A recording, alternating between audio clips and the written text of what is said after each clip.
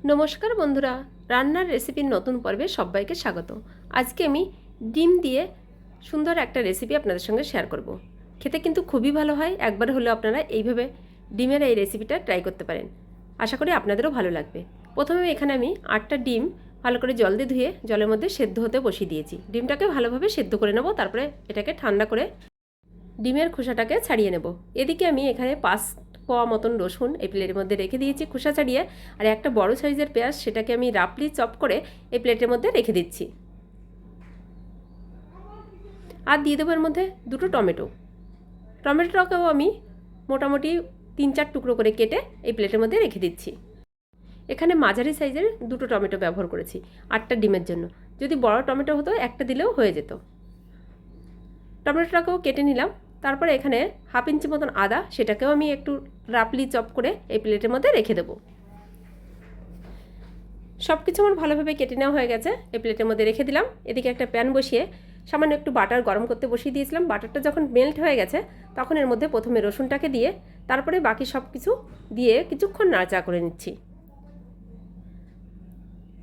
মোটামুটি হালকাভাবে একটু ভাজা হয়ে গেলেই এর মধ্যে আমি দিয়ে দিচ্ছি চিনেবাদাম, ওই ধরেন 1 মুঠের হাফ মতন, আর 1/2 চামচ মতন দিয়ে দিলাম গোটা ধনিয়া, 2টো শুকনো লঙ্কা আর গরম মশলা, তার মধ্যে ছিল এলাচ, দারচিনি, লবঙ্গ সব কিছুই ছিল, আর অল্প পরিমাণে জিরে। সমস্ত কিছু দিয়ে আরও কিছুক্ষণ ভেজে নেব। তারপরে 1/2 চামচ মতন কালো গোলমরিচও দিয়ে দিলাম, 1/2 চামচ দিয়ে দিলাম চালমগজ, আর 1/2 চামচ দিয়ে দিলাম সাদা তিল, সেটাকে একটু রোস্ট করা ছিল সেটা দিয়ে দিলাম। আর এবার অল্প পরিমাণে জল দিয়ে এটাকে ভালোভাবে সেদ্ধ করে নেব। মোটামুটি সেদ্ধ হয়ে গেলে এটাকে আমি ঠান্ডা করে নেব, তারপর এটাকে বেটে নেব। এদিকে ডিমটাও ঠান্ডা হয়ে গেছে, ডিমটাকে ভালোভাবে জল দিয়ে ধুয়ে এবার খোসাটাকে ছাড়িয়ে নেব। সাধারণত আমরা ডিম রান্না করার সময় আলু ব্যবহার করি, আমি এই রান্নায় কিন্তু কোনো রকম আলুর ব্যবহার করব না। ডিমটাকে একটু হার্ড করেই বয়েল করতে হবে, তা না হলে কিন্তু খোসাটা ভালোভাবে ছাড়ানো যাবে না। আর আমি যে রান্নাটা করব ভালোভাবে ডিমটা সেদ্ধ হলেই তাহলে কিন্তু রান্নাটাও ভালো হবে। সবগুলো ডিমের খোসাই আমি ছাড়িয়ে নেব, তারপরে ডিমগুলোকে একটু ছুরিতে কেটে কেটে দেব।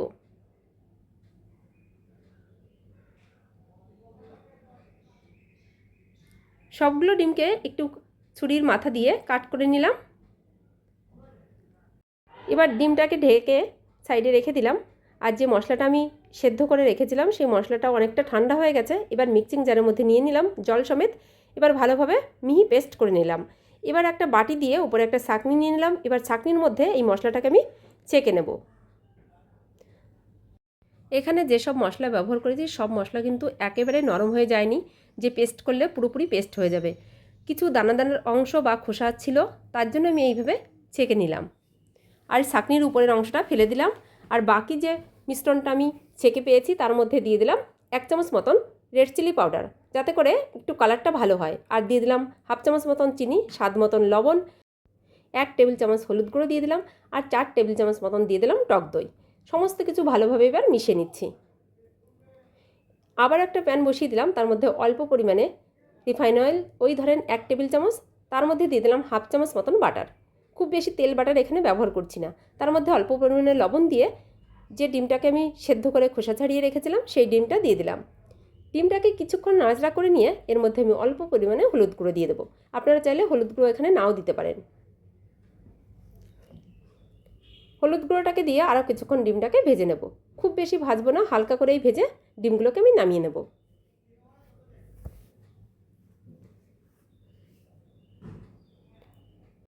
সমস্ত ডিমগুলো ভালোভাবে ভেজে নিয়ে যে তেল আর বাটারের মিশ্রণটা রয়েছে ওই তেলের মধ্যেই কিন্তু আমি ওই মশলাটা ঢেলে দিলাম। যে মশলাটা আগেই রেডি করে রেখেছিলাম বাটির মধ্যে, সেই মশলাটা দিয়ে ভালোভাবে বাটিটাকে পরিষ্কার করেও এই একইভাবে প্যানের মধ্যে দিয়ে দিলাম।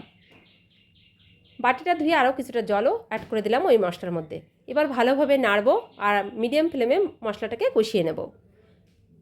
মশলাটাকে 5 থেকে 7 মিনিট মিডিয়াম ফ্লেমে ভালোভাবে কষিয়ে নিয়ে এর মধ্যে যে ভেজে রেখেছিলাম ডিম সেটাকে দিয়ে দিলাম।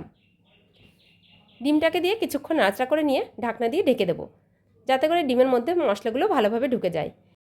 হাই ফ্লেমে 5-6 মিনিট ভালোভাবে ডিমটাকে রান্না করে নিয়ে এবার ঢাকনাটাকে খুলে নিয়ে 1 চামচ মতন কাসুরি মেথি হাত দিয়ে গুঁড়ো করে দিয়ে দিলাম। তারপরে গ্যাস থেকে নামিয়ে ঢাকনা দিয়ে ঢেকে রেখেছিলাম 4-5 মিনিটের জন্য। ঢাকনাটাকে খুলে নিয়ে আমি রুটির সঙ্গে সার্ভ করলাম। রেসিপিটা দেখার জন্য ধন্যবাদ।